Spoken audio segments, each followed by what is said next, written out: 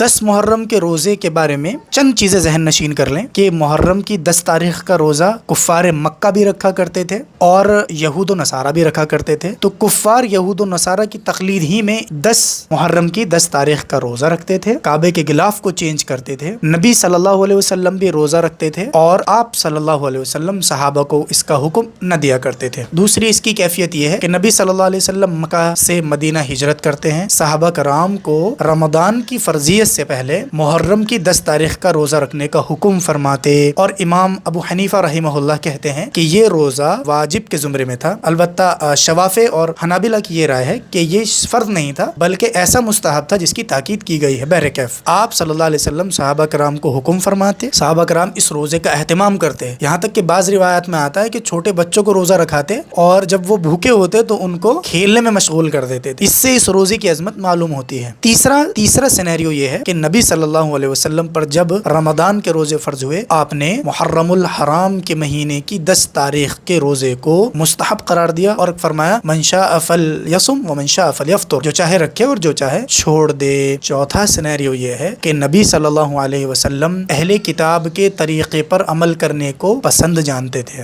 لہذا آپ نے روزہ رکھنے کا حکم دیا لیکن مخالفت کا حکم نہیں دیا۔ چوتھا درجہ آپ کی عمر کا آخری پڑاؤ ہے جس کے بارے میں آپ نے فرمایا کہ یہود کیوں روزہ رکھتے ہیں، کہ یہود اس لیے روزہ رکھتے ہیں کہ موسیٰ اور اس کی قوم کو فرعونیوں سے نجات ملی، فصام موسیٰ شکر للہ تعالی، اللہ کے شکر بجا لاتے ہوئے موسیٰ نے روزہ رکھا۔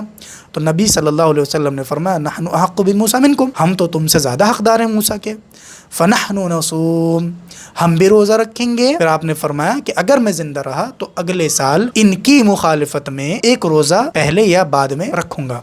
تو خلاصہ کلام یہ ہوا ان چاروں زمروں سے کہ اخیر امر میں جب نبی صلی اللہ علیہ وسلم کو یہود کی مخالفت کا حکم دیا گیا تو آپ نے یوم عاشورہ کے روزے کے ساتھ ایک دن پہلے یا ایک دن بعد، اور بعض علماء کی رائے کے مطابق تینوں روزے رکھنے کو مستحب قرار دیا، اور یہ سب سے اعلیٰ درجہ ہے۔